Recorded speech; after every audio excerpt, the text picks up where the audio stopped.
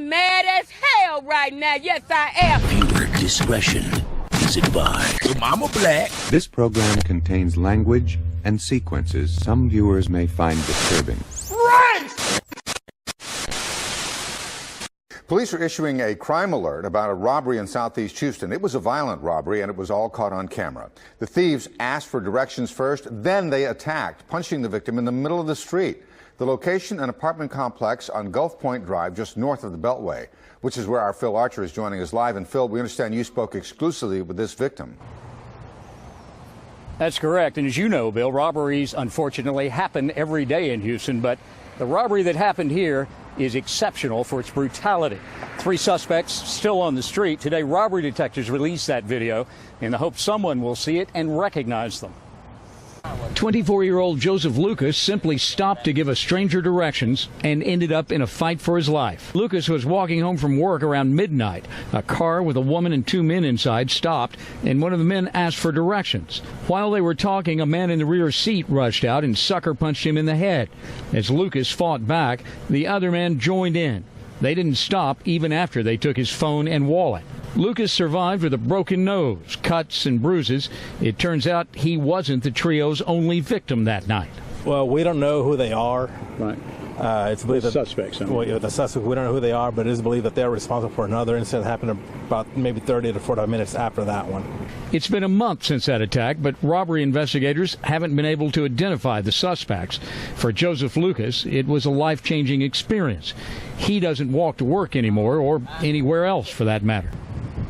Houston police are offering, or I should say Houston Crime Stoppers is offering up to $5,000 in reward money for information that will lead police to those tough guys. Reporting live in Southeast Houston, I'm Phil Archer, KPRC Channel 2. D'Angelo Bell, now in the Charles County Detention Center, charged with assault. Police believe he sexually victimized several or more boys and made pornographic videos on his phone and admitted to detectives he is HIV positive. Some of the evidence found included graphic images of Bell sexually assaulting victims. Charles County Superintendent says she's coming to grips about how this could have happened inside the classroom. If you don't think I've asked myself that thousands of times since learning, you're wrong. Before Benjamin Stoddard Middle School, Bell previously worked as an aide at nearby J.P. Ryan Elementary and a track coach at McDonough High School starting 2014.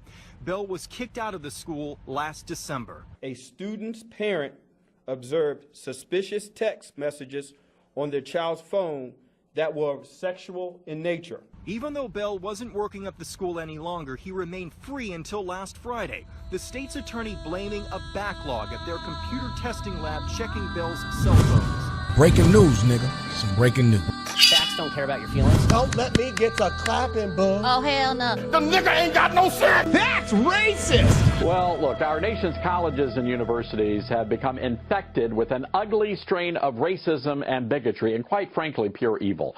At Trinity College in Connecticut, Professor Johnny Eric Williams is causing a national outrage after he posted a series of Facebook and Twitter messages condemning white people, called them inhuman.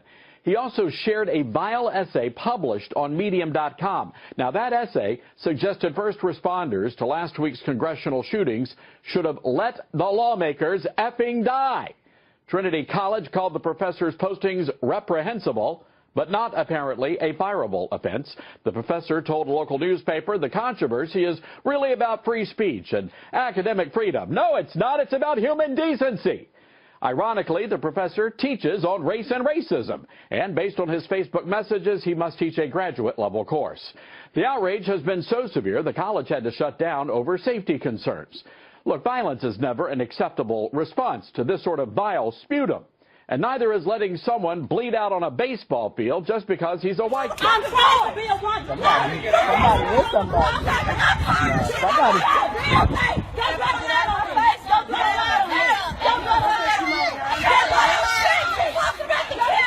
Somebody gonna hit somebody. I don't know that story. Wait, what did she tell you? She said nobody. Who she think gonna get? Who she think gonna do it though? Y'all gonna come back and what y'all gonna do then? What y'all gonna do? Damn.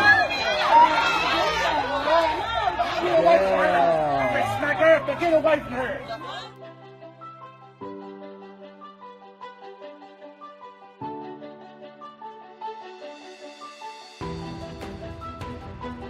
New Orleans police confirm all 4 suspects wanted in connection to a brutal attack on 2 tourists are now in jail. Surveillance video from Saturday showing the 4 men attacking the 2 other men in the French Quarter. After knocking them to the ground, the 4 suspects robbed the victims. The 2 victims were in town from Boston for a religious convention. One of them is in critical condition. The other has been released from the hospital.